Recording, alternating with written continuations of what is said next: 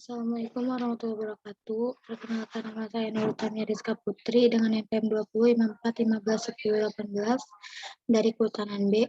Di sini saya akan mempresentasikan hasil kerja saya yang berjudul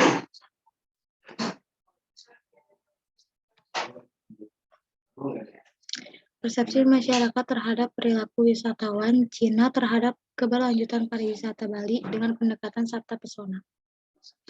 Di sini terdapat daftar isi. Yang pertama ada pendahuluan, yang kedua metode penelitian, yang ketiga hasil dan pembahasan, dan yang keempat penutup. Yang pertama ada pendahuluan. Bali merupakan tulang punggung pariwisata Indonesia, sedangkan Kota Denpasar merupakan kota yang paling banyak dikunjungi wisatawan di seluruh dunia. Citra Bali saat ini terancam akibat pariwisata yang dijual murah ke Cina. Hal ini antara lain disebabkan biaya yang sangat murah oleh mafia Cina kepada wisatawan Cina, antara lain sekelompok biro perjalanan Cina dan toko souvenir milik pengusaha Cina yang memberikan subsidi dengan praktik memaksa. Pola niaga seperti itu pada akhirnya berujung kepada kekecewaan. Masyarakat Bali memiliki kepentingan terhadap pengembangan kepariwisataan.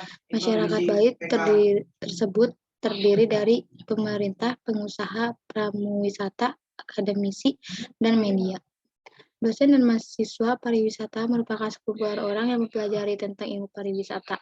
Peran penting mahasiswa pariwisata adalah mengkaji keseluruhan fenomena yang terjadi pada dunia pariwisata. Hasil kajian tersebut digunakan untuk memperbaiki pengembangan kepariwisataan di Bali untuk menjadi lebih baik. Pengusaha lokal merupakan penggerak ekonomi yang menghasilkan pajak bagi pemerintah untuk pembangunan. Kajian dilakukan dengan menggunakan pendekatan Sabta Pesona dan konsep Sustainable Tourism Development. Sabta Pesona merupakan konsep yang mampu mengembangkan kepariwisataan di Indonesia dengan baik. Melalui Sabta Pesona akan tercipta kepuasan wisatawan yang berujung pada loyalitas. Demikian juga konsep Sustainable Tourism Development akan menjamin keberlangsungan pariwisata di Bali untuk masa depan. Sabta Pesona merupakan sebuah konsep dalam pengembangan kepariwisataan di Indonesia pada tahun 1990. Ada 7 indikator dalam Sabta Pesona, yaitu aman, tertib, bersih, senyum, indah, ramah, dan kenangan. Ketujuh indikator ini harus mampu diciptakan oleh segenap stakeholder pariwisata. Pengembangan pariwisata berkelanjutan merupakan sebuah teori yang memberikan solusi untuk mengatasi berbagai macam permasalahan dalam pengembangan kepariwisataan. 3 pilar pengembangan itu yaitu komunikasi, ekonomi, dan lingkungan merupakan hal yang harus diperhatikan dalam setiap langkah pengembangan kepariwisataan. Yang kedua ada metode penelitian. Penelitian ini digunakan metode kualitatif. Sumber data dalam penelitian ini adalah data primer dan data sekunder.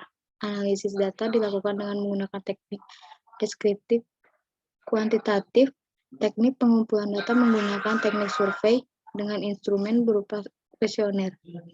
Indikator yang digunakan mengacu pada konsep Sabta Pesona dan teori Sustainable Tourism Development. Jenis data yang digunakan adalah data kuantitatif seperti peringkat kunjungan wisatawan Cina ke Bali, dana yang dikeluarkan selama di Bali, serta perbandingan dengan wisatawan dari negara lainnya yang berkunjung ke Bali. Yang ketiga ada hasil dan pembahasan. Penyebaran kuesioner dilakukan secara online dan offline dalam waktu 1 minggu. Dari 100 kuesioner yang disebar secara offline, hanya 52 kuesioner yang kembali, namun hanya 24 yang terisi dengan benar. Selanjutnya, untuk kuesioner yang disebar secara online melalui media Facebook dan WhatsApp, berhasil mengumpulkan 74 kuesioner. Di sini terdapat tabel 2, yaitu karakteristik responden. Pada tabel 2 ini dapat dilihat bahwa sebagian besar responden berjenis kelamin pria dengan persentase 63,30%. Sebagian besar responden pada usia produktif, yakni pada rentan usia 36 sampai dengan 45 tahun dengan persentase 72,40%. Pendidikan bervariasi mulai SMA sampai dengan doktor. Pendidikan sarjana mendominasi 36,70%, pekerjaan dari responden sebagian besar pengusaha yaitu 27,60% yang mendomisili di Kota Denpasar 44,90% dan Kabupaten Bandung 27,40%. Selanjutnya ada persepsi masyarakat Bali terhadap perilaku wisatawan Cina yang berkunjung ke Bali dalam konteks Sabta Wisona. Yang pertama ada aman. Berdasarkan tabel 4, wisatawan Cina dipersepikan tidak mendukung keamanan di Pulau Bali. Hal ini sesuai dengan kondisi di lapangan. Mardiastuti 2018 mengemukakan bahwa praktik ilegal mafia Cina sangat berpotensi menimbulkan gangguan keamanan. Pengusaha Cina di Bali mempekerjakan pekerja ilegal di toko-toko mereka. Bahkan ada yang menggunakan lambang negara RI sebagai stempel toko. Selanjutnya ada tertib. Berdasarkan tabel 5, pariwisata Cina dipersepikan tidak mendukung ketertiban di Pulau Bali. Hal tersebut sesuai dengan pendapat Taruna dalam Kurniawan 2016, di mana wisatawan Cina seringkali tidak tertib dalam menikmati hidangan, sering ribut, dan mengganggu kenyamanan wisatawan lainnya. Selanjutnya ada bersih. Tabel 6 ini menjelaskan tentang karakteristik jawaban responden indikator bersih. Pada tabel 6, wisatawan Cina dipersepikan tidak menunggu kebersihan di Pulau Bali. Hal tersebut sesuai dengan pendapat Arya dalam Kurniawan 2018, di mana wisatawan Cina seringkali buang sampah sembarangan, melepeh makanan tanpa memperhatikan lingkungan sekitarnya. Selanjutnya ada indah, ada ramah, dan kenangan. Selanjutnya yaitu ada persepsi masyarakat terhadap kunjungan wisatawan Cina ke Bali terhadap keberlanjutan pariwisata Bali. Di sini terdapat tabel 11 yaitu karakteristik jawaban responden terhadap keberlanjutan pariwisata Bali. Berdasarkan tabel 11, dapat dilihat rata persepsi masyarakat berada pada angka 2,68. Hal ini menunjukkan bahwa masyarakat cenderung pesimis bahwa wisatawan Cina akan menjamin keberlanjutan pariwisata di Bali. Berikut pada tabel 11, 12, dan 13 dapat dilihat nilai dari masing-masing indikator. Selanjutnya yaitu upaya-upaya yang dapat dilakukan untuk meningkatkan peran wisatawan Cina yang berkunjung ke Bali untuk mewujudkan Sabta Pesona dan pariwisata Bali yang berkelanjutan.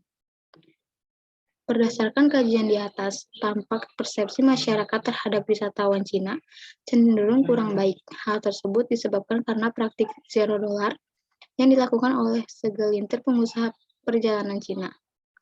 Dalam kondisi kepariwisataan Bali yang memasuki masa mature dalam konsep produk life cycle, keadaan ini patut diwaspadai.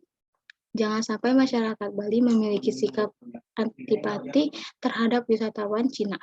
Sementara itu, potensi wisatawan Cina sangatlah besar dalam menunjang program pemerintah untuk meningkatkan kunjungan wisatawan ke Indonesia. Saat ini kurang dari 1% wisatawan Cina yang berkunjung ke Indonesia. Namun demikian, khususnya untuk Bali dengan daya dukung yang sangat terbatas, menambah jumlah wisatawan Cina sebaiknya dikaji ulang.